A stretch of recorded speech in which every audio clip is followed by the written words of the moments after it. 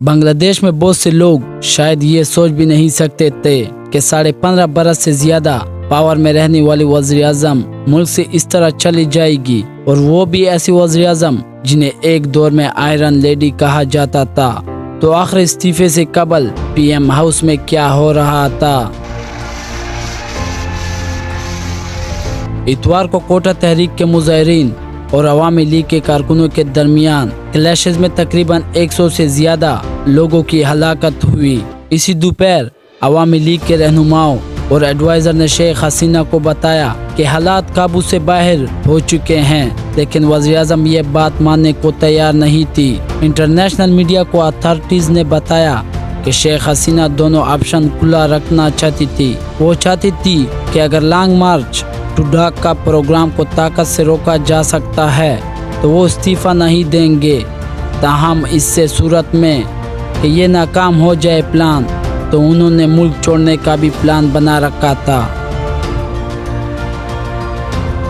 ताकत के जरिए इक़्तिदार में रहने की आखिरी दम तक कोशिश जारी रही, लेकिन फौज के हाई कमांड को महसूस हुआ कि हालात अब काबू से बाहर हो चुके हैं। ये वो वक्त था जब लाखों मुजाहिरीन ढाका समेत दीगर इलाकों में जमा हो चुके थे।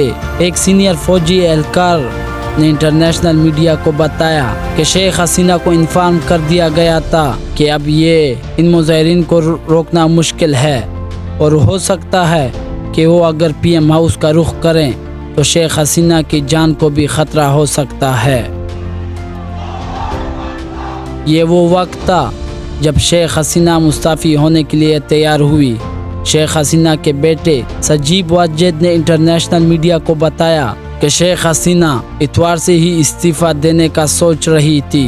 दूसरी जानब पीर के सुबह 9 बजे इंटरनेट 1.5 घंटा तक बंद रहा, और शेख हसीना के हेलीकॉप्टर में सवार होने तक इंटरनेट को बहाल नहीं किया गया था।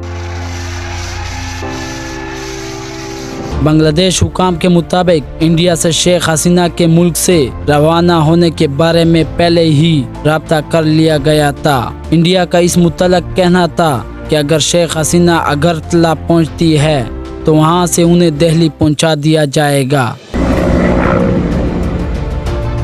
इंटरनेशनल मीडिया को अस्करी ज़राए से मालूम हुआ है कि पीर के सुबह 11 बजे शेख हसीना अपनी सरकारी रिहाइशगाह से रवाना हुई। उनकी मंजिल इंडिया से अगरतला थी, जहां से उनकी और उनकी बहन शेख रिहाना को एक खसूसी तैयारे के जरिए दिल्ली पहुंचाया गया, लेकिन उन्होंने कब तक इंडिया में रहना पड़ेगा ये अब तक वाज़ेह नहीं।